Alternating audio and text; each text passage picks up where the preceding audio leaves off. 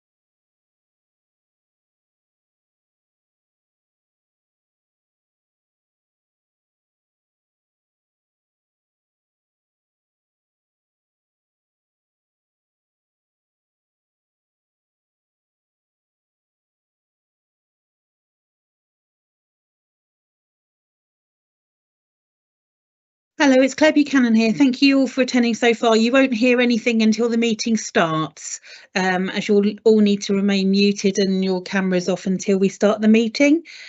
Chair, just to let you know, I think I'm waiting on one more member and then we'll quorum it. Thank you. Thank you.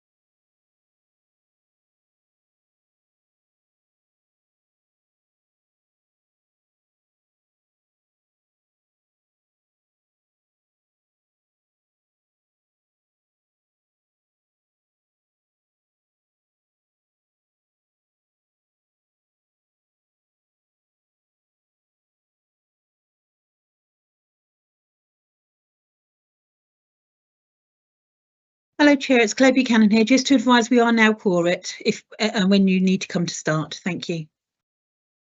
Thank you. We'll give it another couple of minutes and then we'll start.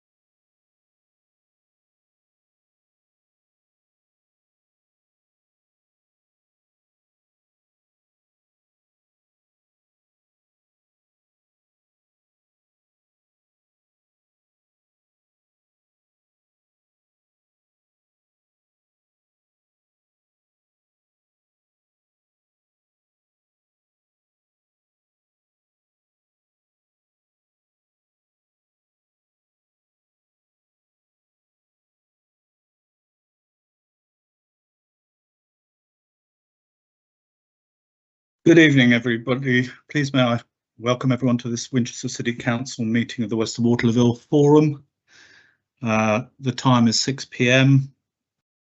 on Tuesday, the 5th of March 2024. My name is Councillor Neil Cutler, Chairperson of the Forum. This meeting is being held virtually and in accordance with the Council's rules for virtual meetings. First of all, please can I ask everyone present in this virtual meeting that your microphones remain muted and your camera is turned off while you're not addressing the meeting, which is what everyone's doing at the moment, which is great. This will reduce background noise and avoid any unintentional disturbances. This meeting is being live streamed from the Council's YouTube channel and the recording will be available after the meeting. Subtitles can be switched on and advice on how to turn these on is set out on our website. Members and officers, where appropriate for each item, please indicate that you wish to speak or to raise a point of order or explanation by raising your hand using the hand icon on the screen, and I will invite you to speak at the appropriate time. Each member will be invited to speak in turn, therefore I would encourage all members to keep your contribution as clear and concise as possible, please. Finally, we have a number of officers present this evening. Please can I ask you to introduce yourselves as you speak. So moving to the agenda, Claire, do we have any apologies? Thank you, Chairman. Yes, we do. Apologies for absence from Councillor Bodell from Havant Borough Council and from Rose Chapman, who's going to be joining later. Thank you. Thank you very much. Disclosures of interest. Do we have any disclosures of interest? We've got a hand up from Councillor Berry, Chair. I'm not sure. Councillor Berry, yes, please, if you could speak, thank you. Yes, David Crichton has said that he can't get onto Teams at the moment, and he'll try and join later. If not, I will give the update on Newlands. Okay, thank you very much. Thank you. Councillor Reid. Really, just to declare that I'm also a member of the Newlands Parish Council as well as a city councillor. Could I Okay, make thank the you. same declaration, Councillor Brooke, please? Okay, thank you. Thank you, Councillor Brooke. I think that's complete at that stage. We'll move on to item 4, which is the minutes of the meeting held on 31st of October 2023. Are these minutes agreed? Could you? Well, I will take it unless anyone raises their hand. And Councillor Berry, you have your hand raised. Oh, it's gone. That unless I see any raised hands, that you're happy to agree the minutes. Okay, we'll move on to matters arising now.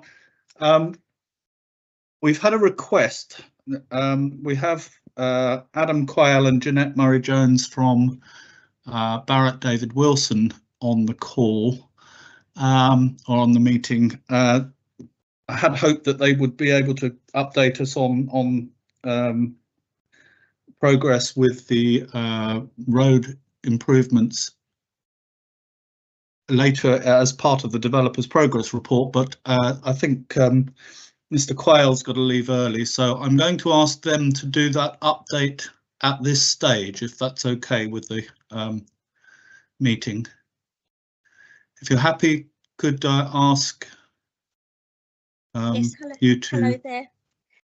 Adam is not available, unfortunately, but I'm here on behalf of Barratt David Wilson Home, so I'm the head of the customer care department.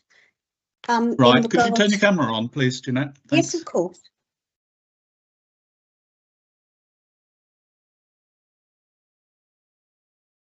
Hello there.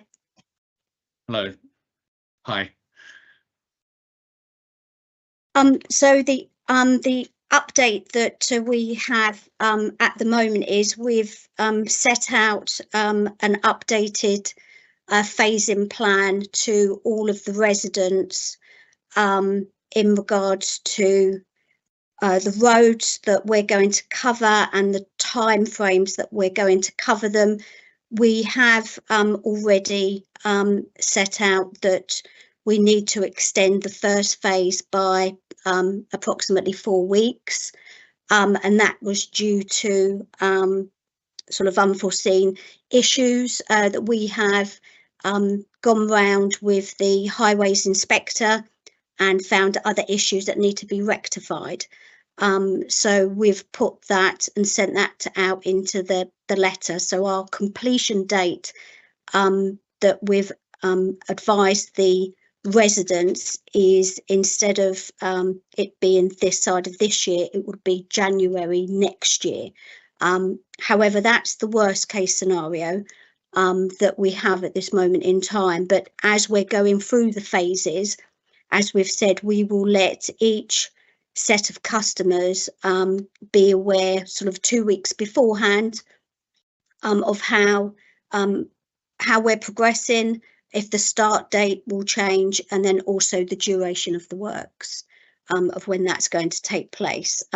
We have been asked by the chair of the residents committee and some of the residents whether we could put additional car parking on the development, and we have approached Granger to ask if we can do that, and they have agreed, and we're just going through so the legalities of that situation, but we will be putting additional car parking on the development to try and ease some of the pressures, of course, with our customers and the residents.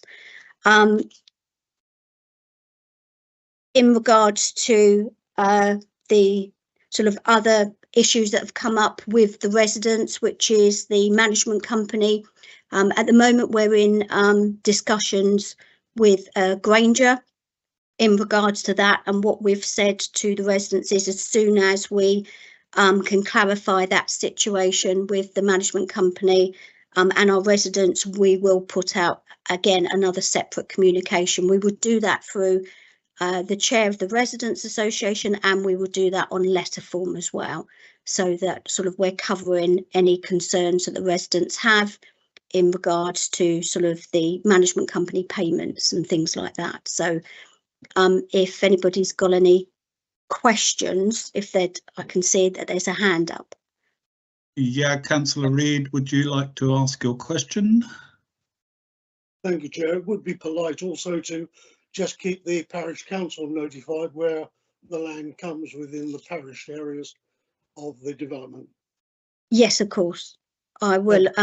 I'll ask the chair of the Residents Association if she could provide me with any sort of emails or contact details, and then I will send out that communication to the parish council as well. If you write to the clerk of Newlands Parish Council, you will get a direct link. Lovely. Thank you very much. Thank you. Are there any other questions to Jeanette on this? If not, I have. Oh yes, Councillor Chamberlain. Thank you, Chair, and thank you for the update. And forgive me if I sound slightly direct. I was speaking to some residents just this weekend, and I think it would be almost remiss of us if we weren't to note the level of frustration that there is currently with the changing plans with regards to the remedial work that's been undertaken. And I think what we have to remember, kind of at the heart of that, is a lot of disruption that's happening over quite a long period of time now, stretching into the new year, as you say, and even the practicalities of it. I mean, I was speaking to people who, you know, for example, those with electric cars, you know, who now are looking to have obviously make alternate arrangements whilst the work's going in and around their properties. So forgive me for sounding like I'm whining, but as I say, there is quite a bit of frustration there, and understandably so with the residents. The question therefore is what else can we do to get on the front foot of communications to residents, because people have planned and are now having to replan things like holiday, working around this, and it is very apparent the high degree of frustration of people living within the development. So what else can we do to get better on the comms and on the front foot of this, so people are kind of appraised and aware as to what's happening and when?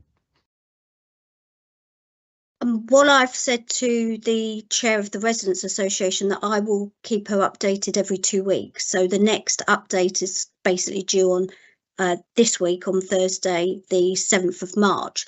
So it's slow when it comes to letters, but if I keep the chair of the Residents Association updated, then she normally sends it out sort of via various links. I've been advised even by the customers on Facebook and other sort of social media platforms. So in regards to the comms, you know, we will send it out every 2 weeks. In regards to the frustration, I'm totally aware of the customers' frustrations, and we're trying to deal with different situations that arise. We've had, you know, customers come to us that have different access issues, different health issues. We have had, customers come, and then we've basically had our groundworking contractors that are on the ground at the moment going to speak to the customers to try and appease as much as we can the sort of disruption element to this, and we will work with any customer that comes to us and asks us to go and see them and to meet with them and to try and get over some of the concerns and access issues that they do have. Councillor Reid. Sorry, Chairman, can I just clarify? You keep referring to a residents' association, or do you mean community group? Well, they call themselves the Bearwood Residents Association, so we've actually had a face-to-face meeting with them, and so we feed back through them, and then also as we've said, we will do letter drops on any sort of large communications that need to be had. That will either come via myself or it will come via the groundworking contractors. So that's the terminology that they use, is the Bearwood Residents Association. So that's the terminology that I've used. Okay, I think there is. Understand where you're coming from, but the real method would be to communicate with the parish council. They have the whole community in their gift. Thank you. That's okay. That's been agreed. I'll absolutely get the correct contact, and whatever I send, I'll send it out to the clerk of the Newlands Parish Council, and I'll send it out to the Resident Association. Sorry for that. I think that's really important that happens. So thank you for that. Councillor Brooke. I just removed my hand this second just to say there is no residents association. There's a community group that represents the whole of the development supposedly, and not just Bearwood, and they're not formally constituted. So I was going to say what Mike said about coming through the parish. I will definitely I think through the parish. Yeah. I think it's important that it goes through the parish, but at the same time, the communication has been quite good through the Newlands community group. So, if the more communication that happens, the better. Yeah, I mean, I suppose one of my concerns that I'd just like to add to the other councillors' views on this, the changeover for each phase of this. I think it's also quite important to. The various aspects. I know when we first started, we weren't sure if there'd been communication with BIFA about arrangements for collecting the bins during the phase for each area. So making sure that that's done well in advance of the changeover. Any of those, the communication about the changeover to the next stages are really important. I think there does need a bit of signage, perhaps, in terms of deliveries. I think there's been quite a bit communicated to us about the frustration with both grocery deliveries and other deliveries that is causing quite a bit of problem. And as you've already mentioned, that individual residents have got various concerns. I do think I just wonder if it's worth you exploring whether there is any mileage in sharing car charging points as each phase moves on, whether there are arrangements possible for sharing those plugs. It is quite expensive for people to charge elsewhere and very inconvenient, and it's a new problem that hadn't occurred to I don't think any of us with road closures over long periods of time, but it is a new problem where people are effectively refueling their cars at home. If they have to go down to the Instavolt one, they are paying 10 times as much for it. Okay, we can look into that, definitely. I think it's really important you look into ways of helping that. Are there any other? Is there anything else that anyone wishes to raise? No other hands. If not, thank you for that, Jeanette. Much appreciated. You're welcome to stay. I'm sure you've got other things to do, but of course the Granger report will also have a bit of a discussion on the management company side of things. I'm sure that will be after the next item, which is the arts programme, but you're welcome to stay for that and contribute to that if you'd like to. Thank you very much. Thank you. Thank you. Item 5 on this agenda is actually public participation, but we've had nobody register to speak under public participation, so I will move straight on to item 6, which is the arts programme update, and we will have a presentation from Studio Response, and I think Emmeline's going to introduce this, but I will hand over to whoever's going. Yes, Emmeline, I think you're going to do the initial introduction and then Joe will take on. Thank you, Chair. Hello, everybody. I am Emmeline Hickman, Culture and Creative Sector Development Officer for Winchester City Council. I'm not going to do too much talking beyond introducing Joe from Studio Response and James from GJG Consultancy, who have been doing some work in the Bearwood community and have got a bit of an update for us and a planned sort of trajectory for our revised arts programme. So over to you guys. Thank you very much. Thanks, Emmeline, and thank you, Chair. I'm going to share my screen, so I hope this goes well. Do let me know. Can everybody see that? Yes. Yep, that's clear. Yeah. Thank you.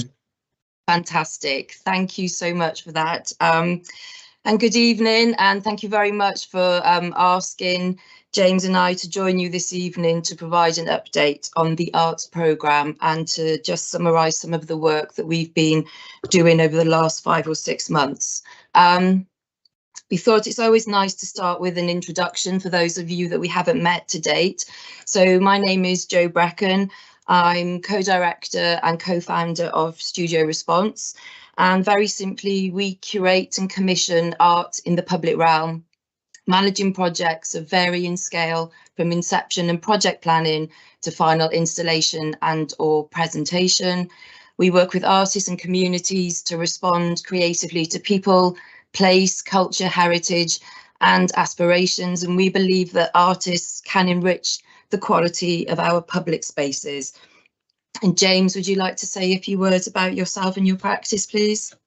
Yes, absolutely. Good evening, everybody. Thank you for inviting us. My name is James Goff. I'm slightly more locally based than Studio Response and have worked in the Hampshire region for about 20 years.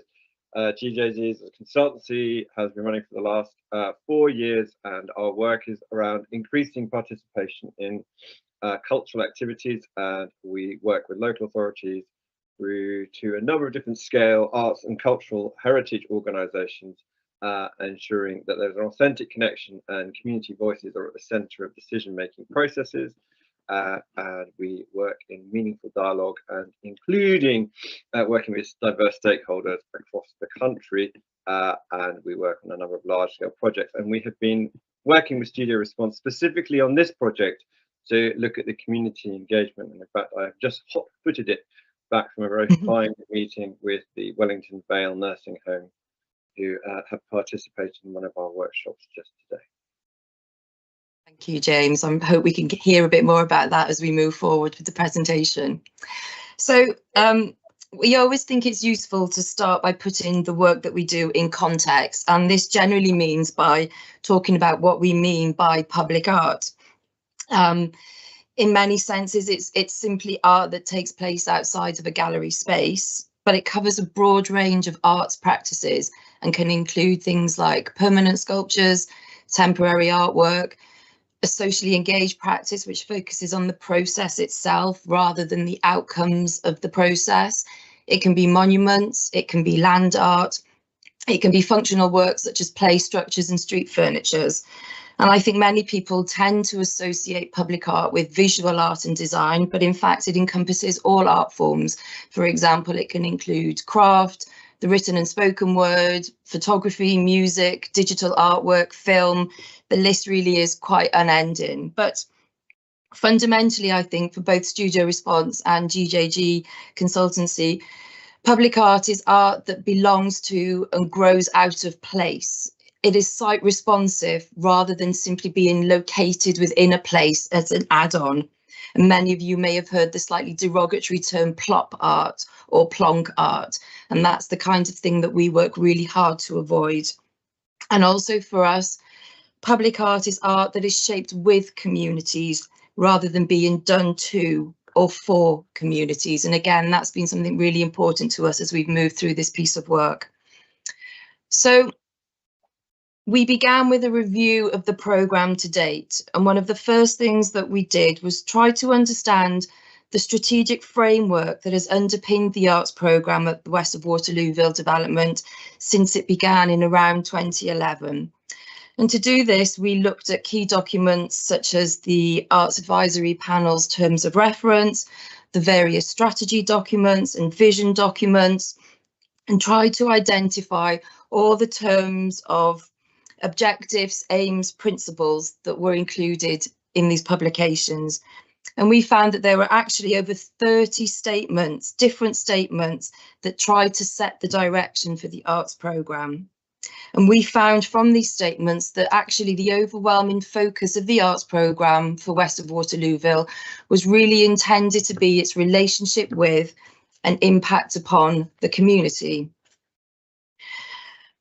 Our next step was to take those 30 statements and group them into 4 different areas, and which, when we take them together, really showed us how embedded the relationship between the arts programme and the community at West of Waterlooville was intended to be. And from these old strategies, we found a real focus on issues like community development, which was very much about building a new community, creating an identity and a sense of place and a feeling of belonging. It was about community connections, and this looked at the idea of connecting West of Waterlooville's new community to those existing communities around it, to exploring that crisscross of people across boundaries and red lines of different developments, and also looked at the idea of wayfinding, both within the new development, but how you navigate and make those connections outside of the red line of West of Waterlooville. Community engagement was a huge part of the focus of the original arts programme, and this was about engaging and listening to the people there when they talked about public art and creating a safe space for that kind of dialogue, and that really built on local knowledge. And it was about community well-being. We know that there is a growing body of evidence that stresses that arts and cultural activity are really important in promoting positive well-being. And this was looking at how the arts programme could really help individuals experience their own personal well-being and make sense of the world around them and their experiences. We then went on to look at the extent to which these objectives and this focus on community was actually applied to the arts programme once it was being implemented. And you'll recall that effectively the arts programme has had 2 phases. In the first phase, the strategy for this was developed when really there were only around 200 residents at Wellington Park, and this clearly limited, through no fault of the report's authors, the extent of engagement that could take place at that point. We sensed with this piece of work that issues around community really were a priority for them, but the poorly executed commissions resulted in little sustained impact.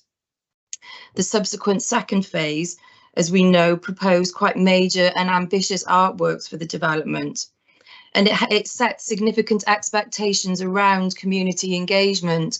However, our sense is that these expectations were not met. Engagement focused merely on exploring themes with people, and there was no real input into what the commissions would be, and subsequently very little engagement from residents into the design development process itself. There was a real sense that they were kept somewhat at arm's length, and we felt that this was truly a missed opportunity to get people involved in the whole process of commissioning public art. And this involvement is absolutely key. In the longer term, it leads to buy-in and support for what we are trying to do through the arts programme.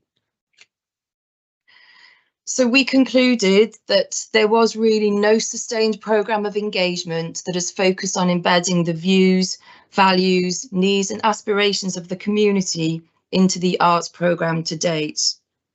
And of course, since the work of developing these strategies took place, the community has changed, and it will continue to change and grow. There are a greater number of residents at the development, and we're sensing that these residents are coming together more and developing a greater sense of community and cohesion through the work of Newlands Parish Council, the Newlands Community Group, and Granger, and the activities organised by its Community Development Manager. And because of these changes in the community and the broader changes in society and the world that we live in, we really feel that what was the right approach in 2011 and 2013 is unlikely to be what works for bringing public art into the development in 2024. It's a very different place and a very different world that we find ourselves living in, I think. But part of our work following the review has been to start again a little programme of consultation and engagement, and we have run a workshop with councillors, and it's lovely to see some of you here this evening that joined us on that afternoon last October. We've had discussions with numerous stakeholders and with Newlands Community Group. We've talked to various cultural providers that are trying to deliver arts activity in the development. And as James mentioned, we are running some small scale workshops in the community, trying to explore their views, both about where they live and how public art could contribute to that. James, I don't know if you want to add anything here as to how that process has been going. No, I think I'll pick it up at the end if there's anything beyond. Okay, sure. To ask questions, I'll be happy to ask any questions. Great, thank you. So the initial findings from this piece of work that we've been doing is that there is actually very little knowledge amongst current residents of the previous public art strategies and proposals. We are trying to focus our work on defining the contribution that public art can make to west of Waterlooville, but many of the responses that we're receiving are wider than this scope, and navigating that is an interesting element of this project at the moment. But one thing we're also sensing is that residents are very keen not to be constrained by the past, but are looking to the future and are keen to define their own heritage and shape a new history as the development of the community grows stronger. From the work we've been doing, we've been able to identify some very broad emerging themes which we think will play a key part in the public art programme as we move forward. And we've broadly defined these as place and space, community and identity. And I don't think there's anything really that will surprise you that are forming these broad themes. Place and space is looking at wayfinding, the role of history and heritage in creating places, the need for focal points and meeting points for a civic hub that brings people together, and how we look to connect outward. So how west of Waterlooville sees itself as part of a bigger picture geographically, and how it finds its place in this broader network of communities that surround it. And one really strong message that we're getting is the real value and importance of the green space at the development, and this is really something that we're sensing is valued by residents, and they're really keen to maximise the opportunities that this public open space can bring. Community and identity, again, is looking at how we help the community through public art find its voice, and how we listen to that voice and listen to and gather the stories of the community and the residents there, and how we can use public art to support acts of coming together where people can gather and make things happen for the good of the many within the development. And this in turn is leading to some quite interesting emerging questions that we think we could start to address through the public art programme. Things like, what is the story of this place? What makes it special? How does it connect? And what's our identity? What defines us here, and what sort of heritage do we want to create for the future? So I suppose one of our key conclusions of the work that we've done so far is that the approach to community engagement in previous iterations of the arts programme has been a major contributing factor to issues that developed around its delivery. But we believe that it also holds the key to turning things around, and this view is really informing our thinking and our proposals for the next stage of our work. So we're starting to move forward with the idea of resetting the art strategy. And our objective is to devise and implement a strategy that uses the arts to achieve positive outcomes for the west of Waterlooville community, that responds to their expressed views, values, needs and wants. Our proposal is that year one is actually a continued creative engagement and consultation phase where we gather intelligence and we continue our learning about the community there. We believe that this will provide strong foundations for future phases of the arts programme and potentially and hopefully avoids the pitfalls of previous iterations. If we can create greater ownership of the arts programme, and there's a sense of moving forward doing this with the community and not for the community, we believe this will lead to a stronger, more valued programme in the future.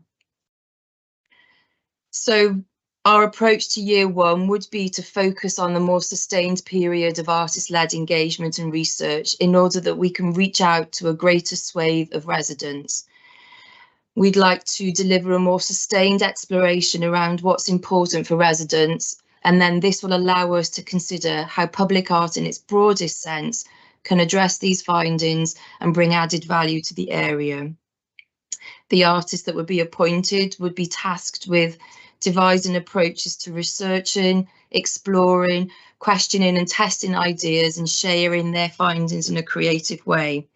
And we would look to establish a community commissioning panel that would empower local residents to take decisions and be much more engaged in the public art programme. But there would be quite clear outcomes. The appointed artist would create and share artwork, and in turn this artwork would become the inspiration and foundation for future phases. We really believe that that community commissioning panel would leave a great legacy for the community and would be something that would go from strength to strength in future phases. And at the end of this first year of activity, we would update the art strategy to respond to the work that's been completed and to present a stronger set of costed proposals for the next phases of delivery. And we think this is quite positive in terms of the timing of the development. Our understanding is that within a year or just after a year's time, there would be more open space being available to the community at the development, and we'd be a year closer to the local centre and to the second school opening, all of which may present some interesting opportunities for the public art programme going forward. So that's a very brief summary of where we are. We're very interested to take any questions. I'll stop sharing. Thank you for listening. And James, please, if you've anything to add that I've missed, do speak forth or forever hold your peace. Thank you. Thank you, Joe. James, did you have anything you wanted to add at this stage? No, very happy to take questions from anyone about the community engagement. I think Joe did an excellent Okay. Well, our first question comes from Councillor Robinson, please. Good evening, Joe and James. Yeah, thank you for that. I do have actually a few concerns.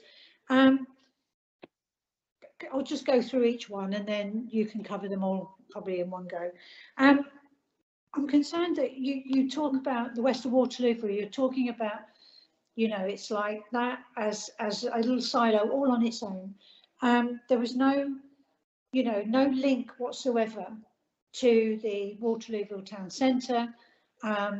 You know, you're talking about the development over there as a completely separate entity, you know, and split from the town centre area, which is very important, you know, by sort of Moripus Way, as if it was some moat going around a castle.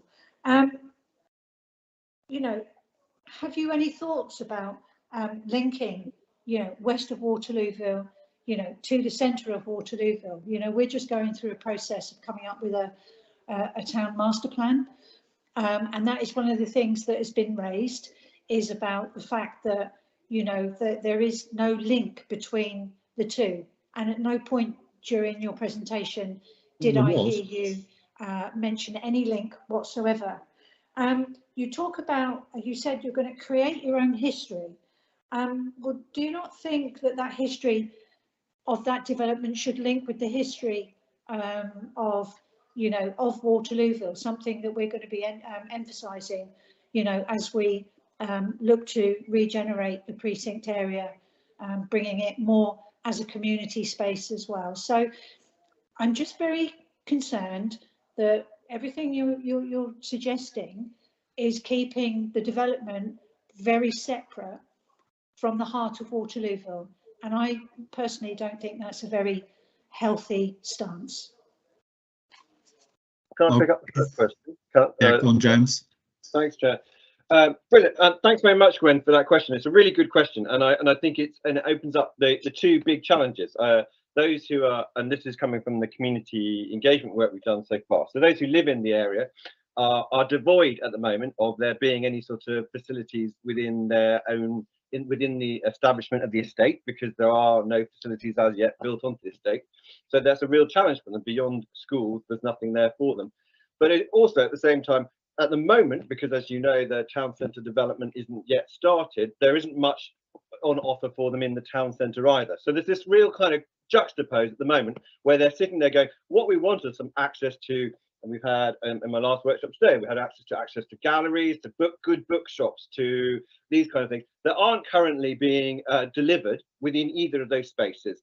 And very much part of what we're talking about is looking at there being an identity. And I think there's two things to pick up. One is, from a resident's point of view, when they look at their bins and they look at their signposts, they see themselves as Winchester District Council. So that's one place they go to. But also, talking to residents, they see themselves as residents of Waterlooville. So they've got a kind of slight mixed kind of understanding of who they are and where they're from. And part of this process is about trying to clarify where they sit within that process. I mean, just as residents of Denmead are very, very close to Waterlooville, they see themselves as residents of Denmead, some of them see themselves as, and some of the residents of Newlands see themselves as Newlands residents, some of the residents see themselves as Waterlooville residents. So that kind of context of how do we pull that together, how do we make that story is very much part of it.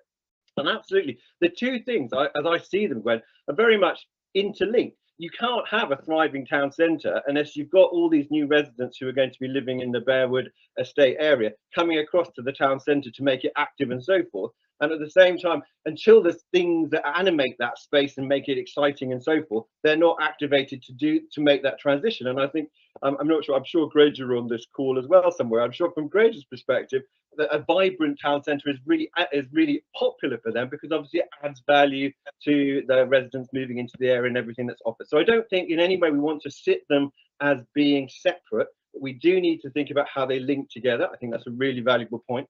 But it also, in the same way, we might think about it having an identity, which is an identity of its own, which doesn't eliminate it or discard it from Waterlooville, but gives it a sense of its place and purpose. Okay, yeah, fully, yeah, thanks, James. I accept that, but say throughout the presentation you made no mention of linking the two. I think that's the bit when we talk about connecting out, but that's the bit when we connecting out. Also, I think. Sorry, Neil, can I just one final point? In terms of Ferry Urbanism that are doing the master plan, have you spoken to them at all? Have you been to any of the, the Festival of Ideas and discussed, anything with them? Surely it would be better, to be talking to them as well. We're happy to have conversations with them, with the developers. That would be fantastic. We did see the stuff that came out of Festival Ideas, and we've included that. But yeah, I'd be delighted if you could have, and if you could facilitate that, Gwen. I'd be really happy to have a chat with them. Okay, all right, thank you. Yeah, I think that's an important outcome and part of the reason for the forum and part of the reason for the presentation. I mean, one of the other points is, we have discussed it before, is whether we should stop referring to it as west of Waterlooville, which implies it's separate, and just call it West Waterlooville because it's a western part of Waterlooville. And I think that's something else we should be considering over time. Councillor Reid, you have a question. Thank you. I'd like to thank the presenter for the paper. It is important. Waterlooville is a centre, and it's a centre that for many years has been sadly going down the hill. There are moves, as you just heard from Gwen, to try and build it back up again with the local plan, which we in Denmead fully appreciate. I think the one thing you've got to remember is the fact that this particular development crosses the boundary with another authority. So we've got two authorities involved. We've also got two parish councils outside of Newlands also involved. But one of the questions I would like to ask, or probably not a question actually, is the page 25, the emerging questions. I'm not terribly sure why these are emerging questions, because those are the very questions we asked at the beginning of the journey. There is no difference on those questions to the ones we asked. What is the difference is we now have some community going around the development, and this community is going to change, quite rightly, as you said. So no matter what we decide now may not be good for the future. So the main thing is that these emerging questions are not emerging questions. They're questions that are once again being asked. I think I'm still the only person left on the forum who was involved with the initial outset of the West of Waterlooville development in '95. So, you know, they are questions, they're not emerging questions. Thank you. Joe, I don't know if, or James, you want to respond to that, or whether we move on to the next question, because it was more of a statement than a question. Did you? I think, Chair, it was very interesting to hear your comment about whether we should refer to West of Waterlooville or West Waterlooville, because the issue of name and how we define the plan in terms of location is a conversation that comes up frequently, and I think that is an interesting element in terms of the discussion around identity, whether it's West Waterlooville, West of Waterlooville, Newlands, Bearwood. So I think it was just to reiterate that I'm interested that you're having those conversations as well, because they're conversations that are coming forth for us too. So I just wanted to make that point, Chair, and yes, take on board the comment regarding questions. And one thing that we have talked about is whatever the plan is, how we future-proof that so it has relevance as the development continues to grow and change. And I'm sure that some of those questions will be relevant to new residents as they come and take up occupancy. So they have an ongoing relevance, I think. But it's a fair point. We need to future-proof that. Thank you. Yeah. Councillor Crichton.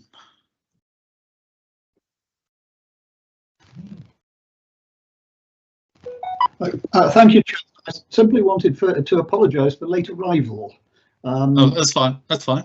Don't worry. The link on yesterday's email didn't actually work, and I eventually got back to one of the earlier ones. So apologies for late arrival.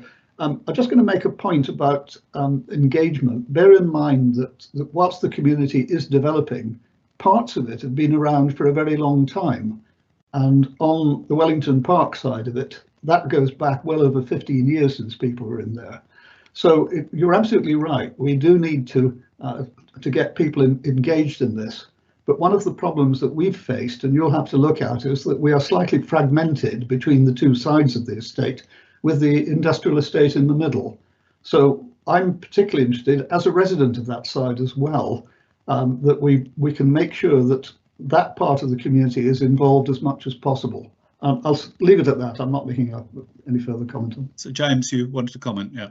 Yeah, just very quickly comment. Thank you for that comment, Councillor, and I absolutely agree with you. One of the interesting challenges is not just the fragmentation of the north-south, as it were, with the river divide, but also because of the way that the development has worked, there are pockets within the development based on the developer who's taken over that pocket, and so there's additional pockets within the pockets, as it were, and I think that does create friction. And one of the things that Jo pointed out in her presentation, this sense of there not yet being the community centre being quite a small space at the moment, they're not being the natural places where people bump into each other and start to have some of those kind of building of community moments. And I think that and part of the work that we want to do in the next year is try and create those moments where the communities do bump into each other in a informal fashion, and then start to try and build those relationships and that sense of shared identity and shared yeah, I hope that's helpful. Okay, thank you. Thank you for that. And Councillor Reid, you had your hand up again. Thank you. Yes, Chairman. It's just very quickly to say that Beerwood is a commercial name being used by a commercial company only. Yep. And we've had that discussion many times as well, and it is very difficult to develop this where that brand name has stuck to a certain extent. The school got named after the brand name, which we didn't have that choice on, and that's to a certain extent. I think there is quite a strong feeling from those involved in this process, you know, sort of from the councillors and the parish council, that the community is West Waterlooville, of which the Newlands parish is the Winchester part, but you know, in reality, most residents don't consider municipal boundaries as being, you know, sort of what matters, and therefore it's very important that we integrate. So there has been quite a strong, you know, and one of the things we're trying to develop, partly through the forum and partly through just direct contact, is a close working relationship between Winchester and Havant Borough Council to overcome some of these differences as well. So I think Councillor Robinson's point on regen in the town centre is also quite important, and I think if you could meet with the master planners up there, because they are creatives rather than developers as such, they're developing the master plan. I think it would be useful to see where those connections, you did mention connections in your presentation, albeit, you know, as a small part of it, and I think that connection is really important. Do we have anybody else who wishes to add anything? If not, I'd like to thank you both for that presentation, and I'm sure we'll have you back again as things develop. And if there's anything in terms of contacts, if you need to come through the forum, feel free to contact us through that route. I mean, Emmeline knows where to go, so we can go through there. Thank you very much. Thank you very much. No, thank you very much. We'll move on now to item 7. And item 7 is... James was indicating he wanted to say something. Sorry, He put his hand up 3 times. James Goff, I think you had already spoken. Sorry, right. I've spoken. I was just waving thank you. The confusion of virtual meetings. Well, thank you very much anyway, James and Joe. We'll move on to item 7 then, the developers progress report, and it's unfortunate really. I intended originally to tie in the Barratt Homes element with Chris's implementation. I think Jeanette has gone now, so we can't interact between those two things. But that was I'm still here, Chair. Oh, you are still there. I am still here. Yes, that's okay. That's brilliant. Sorry. That's brilliant. Yeah, if we do need to any interaction there, it might be useful. But Chris, thank you for joining us, and the floor is yours. Thank you very much, everyone. So I didn't plan to read the full extent of the report that we provided. My aim was to go over or provide some high-level summary focusing on the key items, and give a general update to allow any questions that I'm sure will be provided to go through. So going through the general items within the report, planning for the development, we are progressing and moving along with delivery of the community areas, probably supporting quite heavily the main discussions tonight about the developing the community and trying to reduce the fragmentation. Part of our aim is to submit the planning and receive, hopefully, the approval for the Town Park Phase 2 area and the accumulation of that area itself to get that developed, and ideally have that within place and usable as a community space by the summer of next year. The same with the Western Community Nature Reserve, which currently is generally quite empty, but has some of the main items of infrastructure installed, such as the attenuation ponds. The plan is to also start looking at what we can do in that area, along with additional tree planting and items associated with that. And I understand that my colleague David, who is looking at the land and planning side, his aim is by the end of the year to have a phase 6, which is the local centre, including the medical areas and all that, a master plan to enable the whole area to be treated as a single entity rather than as individual parcels or different developers. Land sales, we completed with the land sales of phase 10B and 11B with Bargates just before the Christmas period. And I understand that they're looking to submit their planning applications for these phases if they've not done so already. We are in conversations with a developer for phase 8 and for phase 12 at present. But these are early stages, so maybe there might be a more appropriate update at the next meeting. Infrastructure, I'm having very productive conversations with Hampshire County Council regarding the infrastructure and the process of resolving the roads and getting items ready for maintenance or adoption.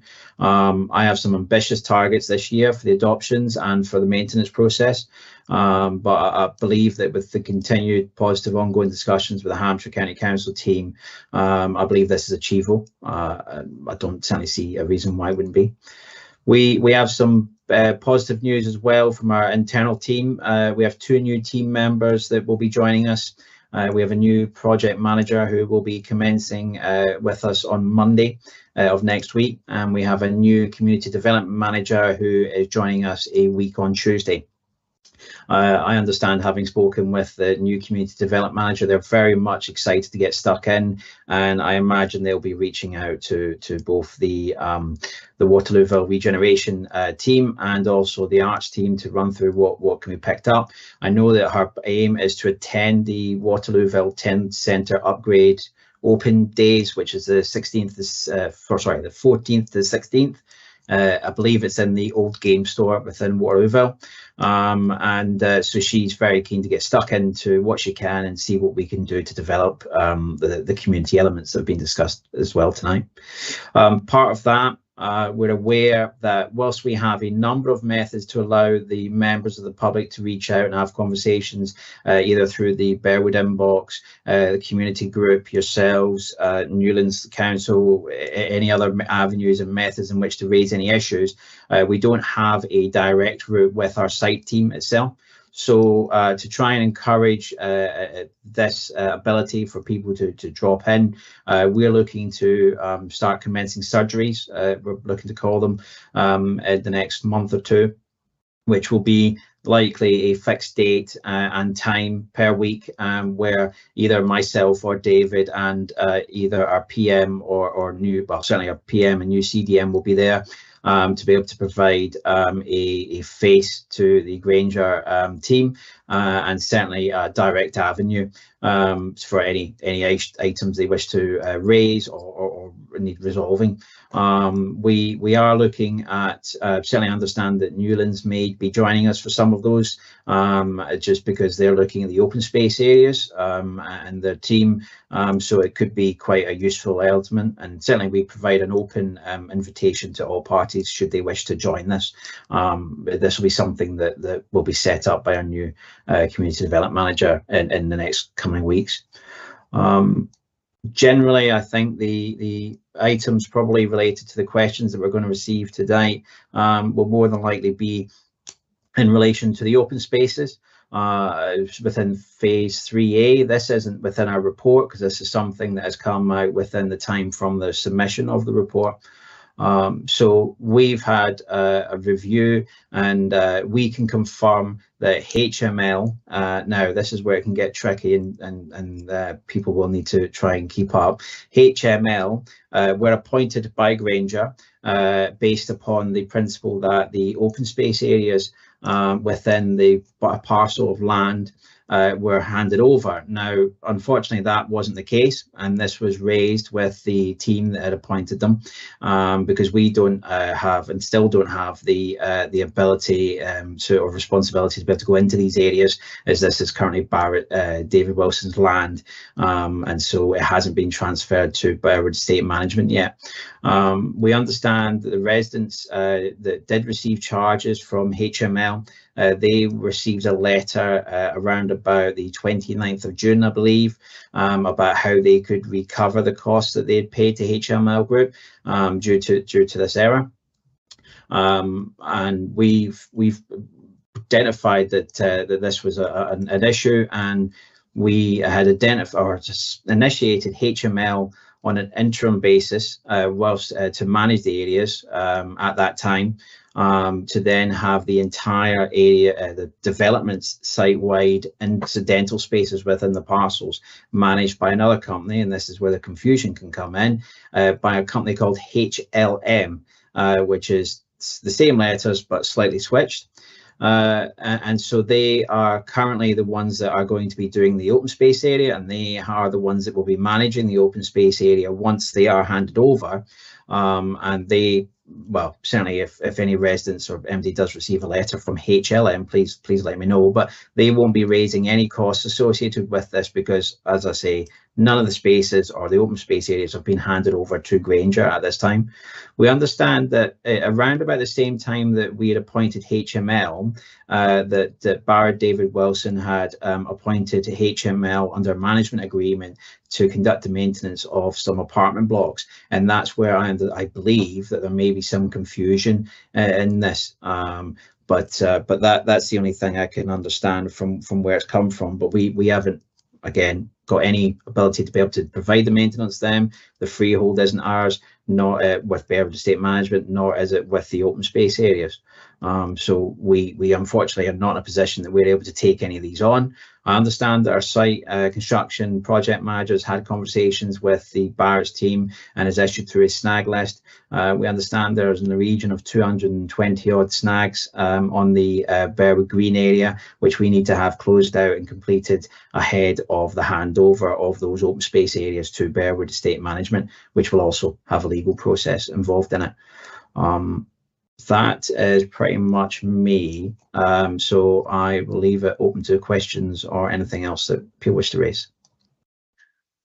Okay, thank you, Chris. I think we'll deal with the management issues because Jeanette's still here and she's got her hand raised, so I presume she'd like to comment on that as well. And if we can try to have some, I think I understand what you were saying, Chris, but it has caused a huge amount of confusion, and of course it's also causing problems for anyone who wants to sell their house on that phase at the moment.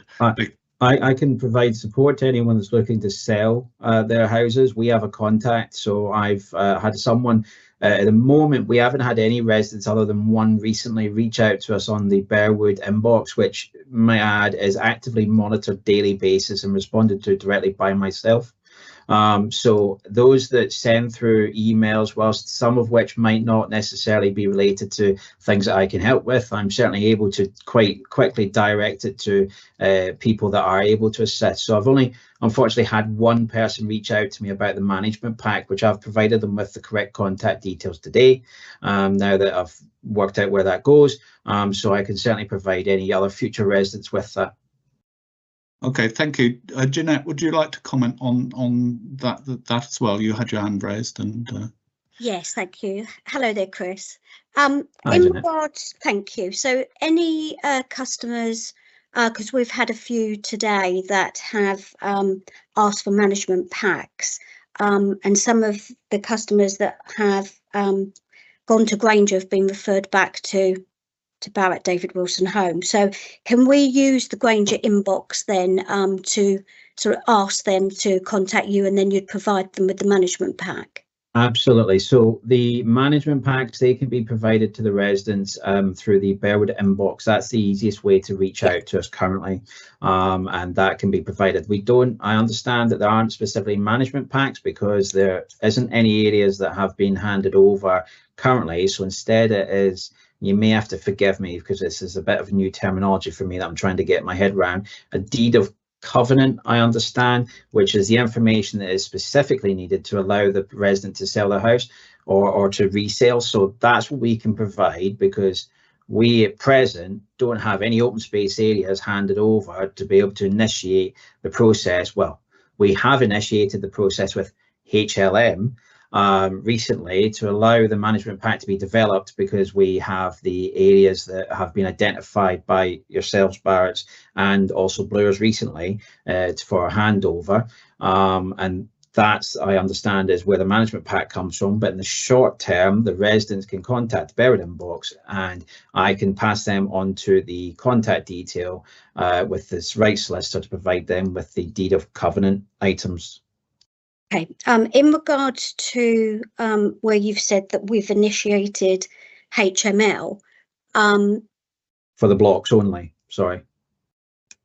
Okay, at the moment we're in discussions with your directors. I'm not going to discuss the open forum, but we dispute that.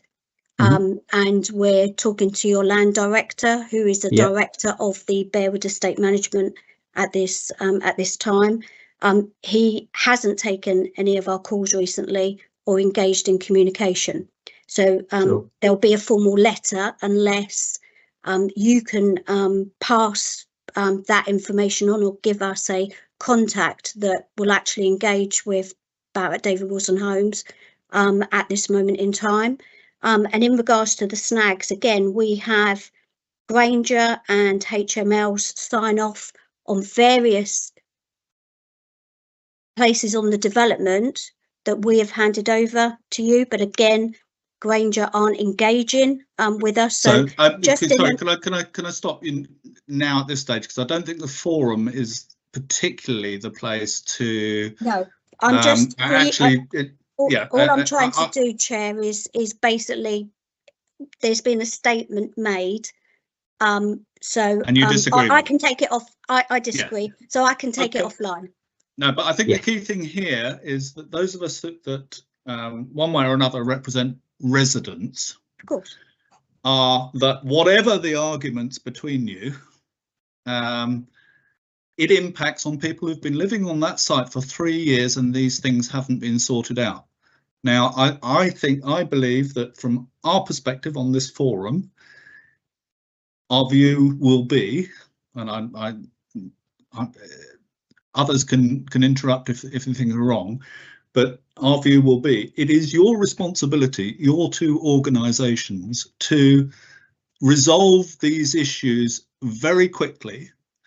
The residents of that phase have been really badly served, first on the roads issue and the infrastructure issue, and now we have another issue that is causing problems for a lot of people, causing a lot of confusion. And this forum, I would suggest, feels that your responsibility is to sort things out for these residents. You've made your money out of this so far, and you haven't delivered, and it's really important that you deliver. And I don't know where the blame is, and I'm not seeking, I don't think this forum can seek to say who is at fault where. Just please, can you get on and sort it out? Now, I will ask if there is anybody who's got any questions on this to Chris or to Jeanette. If not, do we have any further questions to Chris on the broader? I mean, it's been very, very helpful to understand what the problems are, but I don't think it's for us to find the solution. I think I'm urging you to find the solution on this, or your two organisations to find the solution on it. Do I have any other questions on Chris's broader report on Granger? On the development at Bearwood, because I have just one, which is quite an element of disappointment that we're so far behind on the centre, the village centre. I mean, we're only just talking about the initial side of things, and you know, I think we're past the trigger point, aren't we? Well past the trigger point. We should be further developed at this stage, and I think the arts programme discussion actually did raise quite an interesting point, that you've got a fragmented development at the moment because there is no centre, and you know, from a point of community development, it's really important we get on with that. So I just urge, and I don't know what timescale you're talking about now, Chris, but you talked about initiating things later in the year, and I just wondered from there on how quickly you think things will move. In answer to that, it entirely depends upon the speed at which the developers can get through their planning permission. The idea for the review of the master plan is to try and make it a quicker and smoother process during the planning stage, so that not each of those various developers, because there will be one developer for the medical centre, one developer for the local centre, and so forth. So to try and prevent it being a competing process between items, and it to be more a coordinated element that can go through a swifter and hopefully easier process after the master plan review, that is the reason why we're currently looking at this. I forget the correct wording now. How did I place it? Yeah, this master plan, effectively. Yeah. That in theory, the idea is that with the consultation of that with the public and certainly the residents, that will provide the answers or hopefully provide a smoother transition for those developers coming in. That will purely depend upon how long it takes to go through the planning process. So you're right, we are achieving, or I understand that we're looking for this element to go through with this master plan to try and coordinate it for all parties, so that when it comes into the next stage, it will be quicker. How long that will be, if I'm honest, it depends entirely upon how long the planning process will be and how long the consultation process will be. The construction realistically could be done within 12 to 18 months, I imagine, but the actual initial process to get it to ground is the bit that will take a bit longer, unfortunately. Okay, thanks for that, Chris. Councillor Crichton. Thank you, Chair. And thanks to Chris for this. We've obviously discussed this separately, and I think it's an extremely helpful report that you've submitted there. I was just going to say, be careful conflating the health centre with the rest of the development, because as you're well aware, that is really dependent on outside circumstances. I would actually like to give thanks to Councillor Anne Briggs for the help we've got in trying to get the ICB to move this. I'm a member of the PPG for the Vine Group, amongst other things. And I've spoken to their business manager recently, and I think there is a somewhat more optimistic approach to it now than there was before. It's still not guaranteed. We're hoping it will come, but I think you need to look at the rest of the centre development. You may want to do it in one piece, and I agree with that, but the health centre, you've got an area allocated for it. The timing of that may well be outside the scope of the rest of it. I hope it isn't, but we've got that problem. I completely agree with you, Councillor David. We understand that once the master plan resolves it, that will be the baseline. Effectively, the delivery of each of the elements, I imagine, will be at different speeds, unfortunately. But that will be outside of something that we're able to directly influence or provide a control over, because it will be down to, as you say, external parties. Thank you. Right. Thank you. And Councillor Reid. Thank you, Chair. I think you know what I'm going to say. When we started doing the planning development on this estate, we formed a joint planning committee, but for reasons over the last 3 or 4 years, it has failed to meet. Each one is being done by an individual authority, which doesn't show cooperation. It doesn't try to show integration at all. And I'm still the one that's pushing for the joint planning committee to come back, because one, it will be a lot quicker route than going through the system we have now inherited.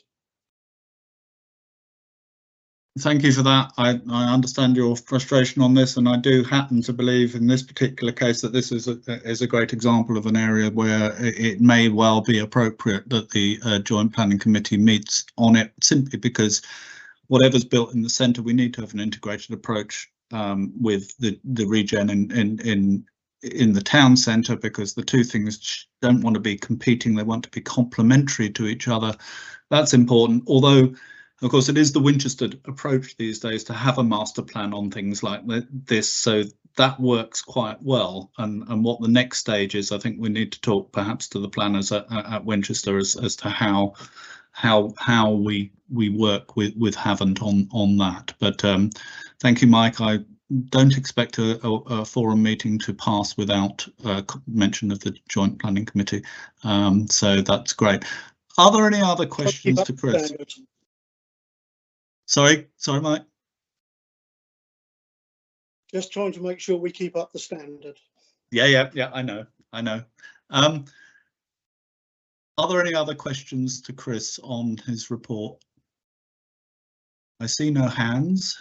Thank you very much for your time, and sorry it's sometimes a bit bruising coming to the forum, but certainly a lot smoother than last time.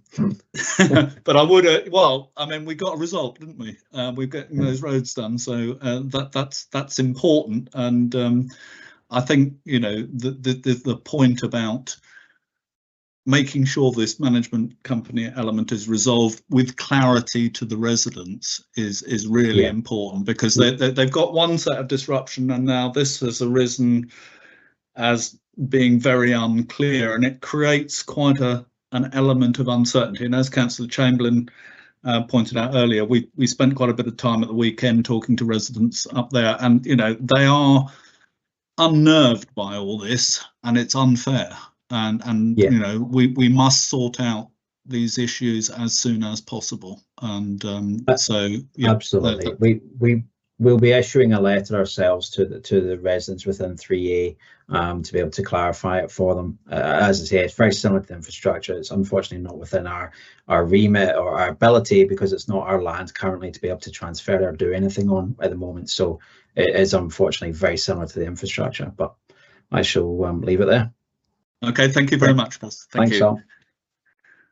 We'll move on to item 8, which is a verbal report from Councillor Crichton on Newlands Parish Council. We have this as a standing agenda for David to give us a brief update.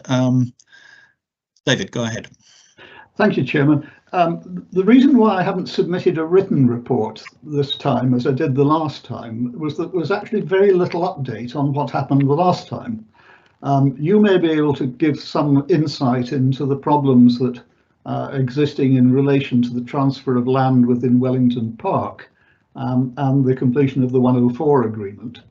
Other than that, very little has happened. There are a few details have gone. There's nothing, a number of things have happened which have really been covered elsewhere, and in particular the discussions with Granger are being extremely helpful at the moment.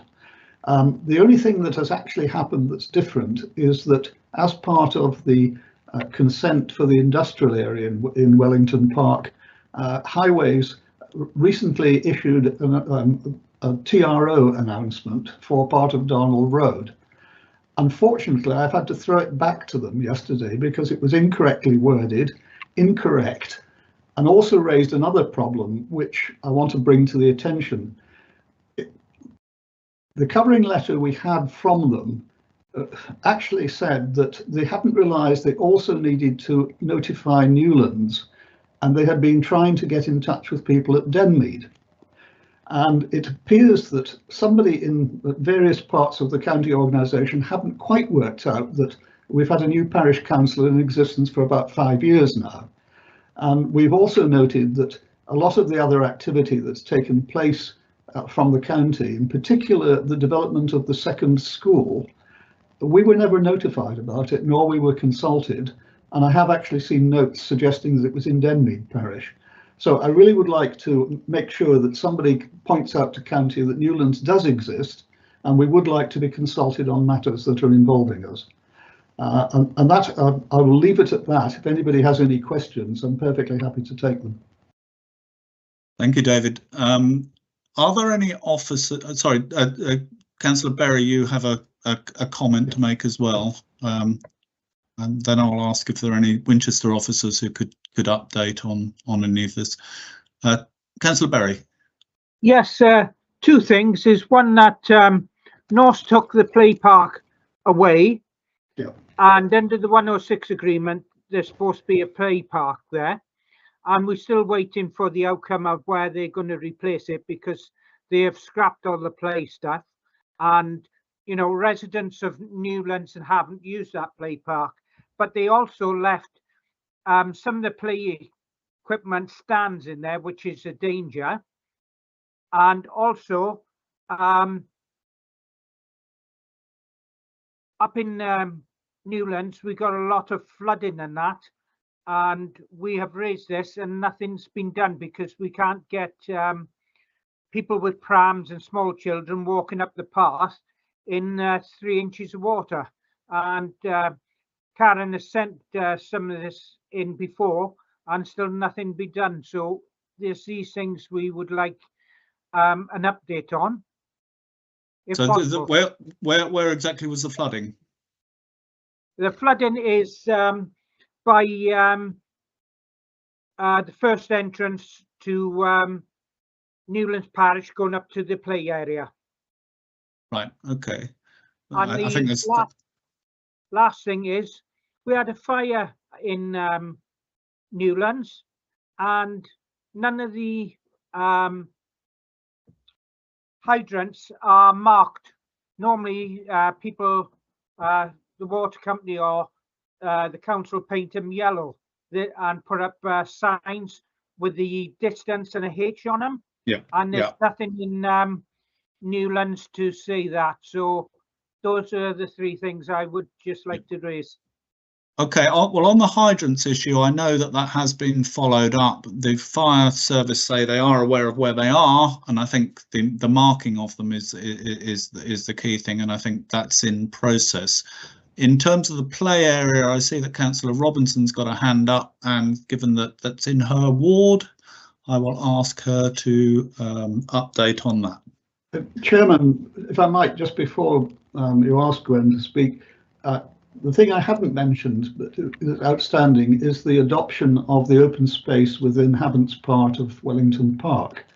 That was agreed by Havant 6 years ago, and we still haven't had it done. The reason why that's of interest is that even though it doesn't come under the parish, it has an interaction with the areas that we manage, and particularly along the Old Park Farm stream, which is in need of attention at the moment. So okay, it would be useful to find out where we are with that as well. Okay then, thank you. Councillor Robinson, please.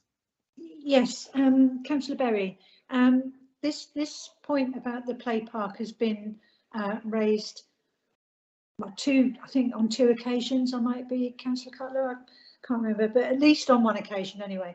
And I think I made it very clear before that, you know, I do not regard that area as a suitable area for play equipment for young children. I really don't believe it's safe. But you know, you have mentioned the S106 agreement. I have looked into that, and it says that there is no requirement under the S106 for us to replace the play equipment. The area just remains as an amenity space. It does not stipulate that for us to replace the play equipment. And as I said, I don't think the site is suitable. There is another play area in very close proximity to it. So, you know, so if that's a suitable update for you, as again, to where I am with this.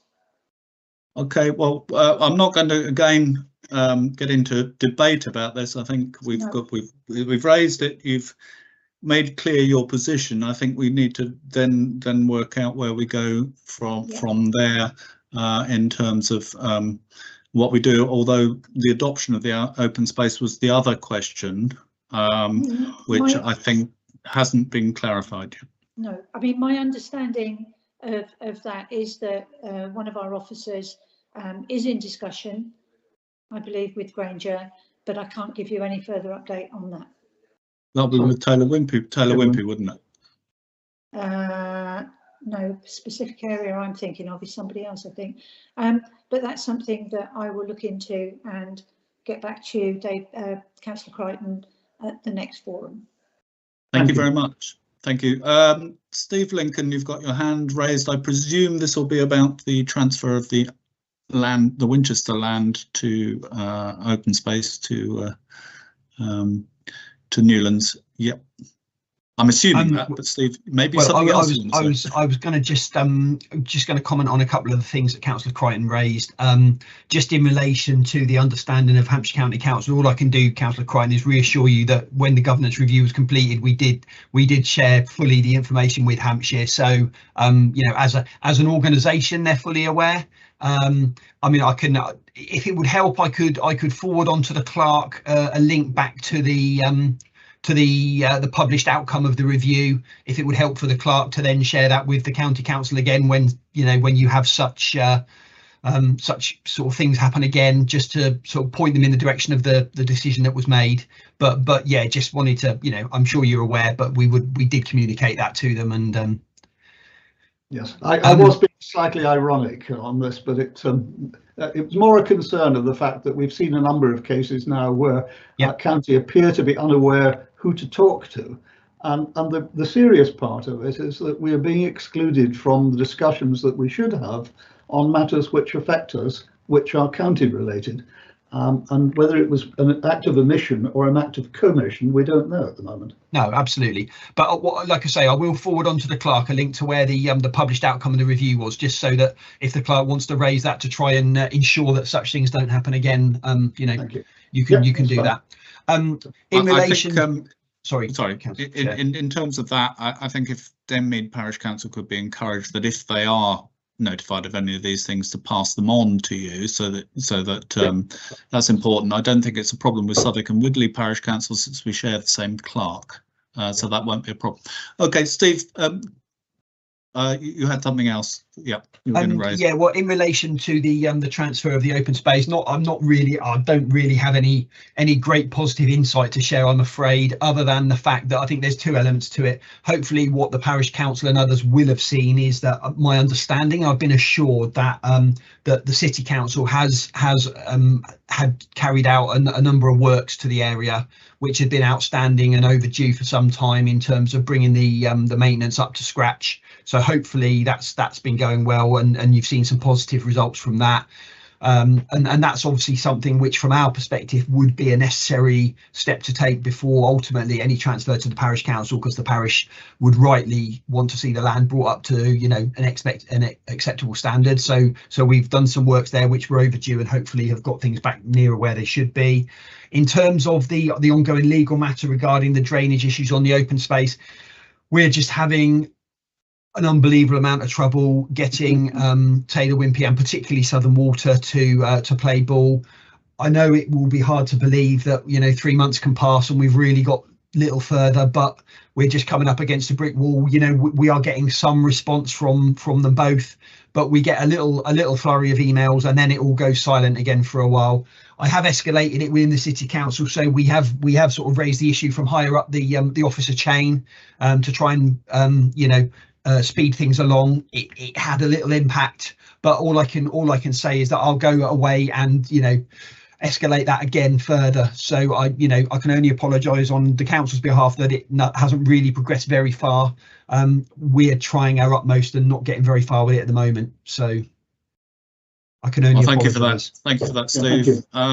Councillor Brooke, you have your hand raised as a member of the parish council. I presume you can add to that. It's not as a member of the parish council, actually. It's a member of Winchester City Council. Thank you. Just because the part of the issues with the flooding on the open space is because it's been churned up so much by the vehicles who were remedying after the fire at the play park. So that hasn't been put back really to how it was. So that's part of the issue with the flooding there, is you've still got some damage from those vehicles. Yeah, and that's something that will not be able to be resolved until it dries up a bit. You know, I mean, it is okay.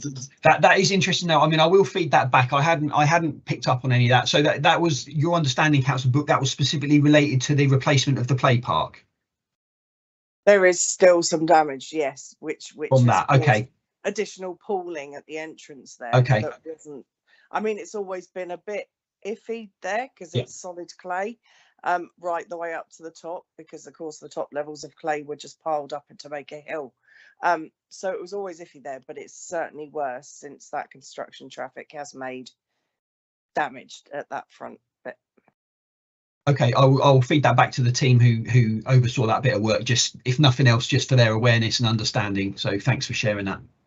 Thanks. Yeah, I mean, it is one of those factors that, you know, from an agricultural point of view, I know well that you pan the below the topsoil with heavy vehicles, and even if there's no apparent damage, it stops some of the drainage. So it's something that we need to look at closely. Okay, well, thank you for your update, David, on the parish council. We'll move on to item 9, which is any other business. Now, we had hoped initially, and for various reasons it wasn't put on the agenda, was for an update on the regen project in Waterlooville, and Wayne has very kindly come along and sat through the whole meeting, because he would have been earlier in the agenda if we'd been able to, but he's sat through the whole meeting and is going to give us an update. So thank you for coming, Wayne. Thanks for having me, and that will teach me to make sure that I don't double book. So yeah, sorry, I was due to be at ONS for all evening, which is why I was kind of on and off this agenda. I'll try and keep this quick because the security department want to throw me out of the building because it's gone past 7 o'clock. So I think the last time I came to the forum, I talked that we had procured Ferrier Urbanism in order to do a master plan for the town centre. Since then, we've done an awful lot of engagement, and I think one thing that was really clear, and it was interesting listening to Joe and James earlier on, where they were saying, you know, we don't want regeneration to be something that is done to people. We want to take them along with us. So, you know, we did umpteen walking tours. I think we had about 260 people involved in that. We went out to 4 or 5 different schools before we had the Festival of Ideas. We then had the Festival of Ideas in the old game shop in the town centre, and that was open for nearly a week, and it was a phenomenal response that we had back from residents both in the west of Waterlooville and where I live in the southeast of Waterlooville, and all over actually. And we had lots of people who on this call who also dropped in to those sessions. I'll talk about some of the output from that in a minute, but Steve mentioned this earlier on, but there is an exhibition event that I would encourage you all to come along to, and anyone you speak to around Waterlooville to please come along to the exhibition event. Is running from March the 14th to the 16th, so it's Thursday, Friday and a Saturday, to try and get as many working age people there as well, because that's been an area where we've tried to get people to come along to. It's been quite difficult to do that. We then, once that's this should start to bring out themes from what the public have told us and what our consultant team are looking at. And some of those themes won't be a surprise, and we've already talked about them today. Connectivity between the town centre and I'm going to call it Beerwood, shouldn't call it Beerwood, the west of Waterlooville, whatever we're calling it today. It's really important, and that came across from residents, particularly from that area, that there is this kind of, and people talk about this moat of like the dual carriageways that kind of goes round Waterlooville town centre. But I think trying to marry that up with art and wayfinding is exactly the right sort of thing. So I was quite encouraged. I heard them say it, but it was very quickly, but it was an important thing. There is connectivity connectivity. And I'm going to reach out to Joe and James after this, and Emmeline, to also encourage them to come along to the event. The other thing was about this kind of community and that sense of belonging.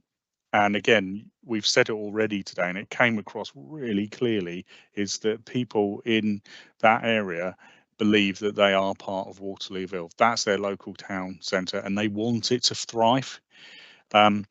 Which brings me on to the next bit about Waterlooville Town Centre is for.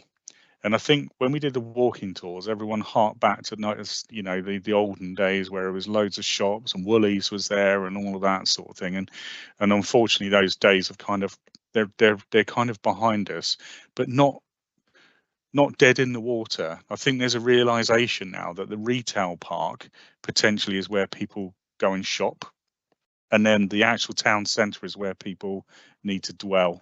And it's a place that they go that they're proud of. We've got obviously an awful lot of work that's going on in the town centre at the moment. So you'll see the former Tesco's has already been worked on. That's being converted into flats. We've got a lot of interest in the old former Peacock site there on the ground floor.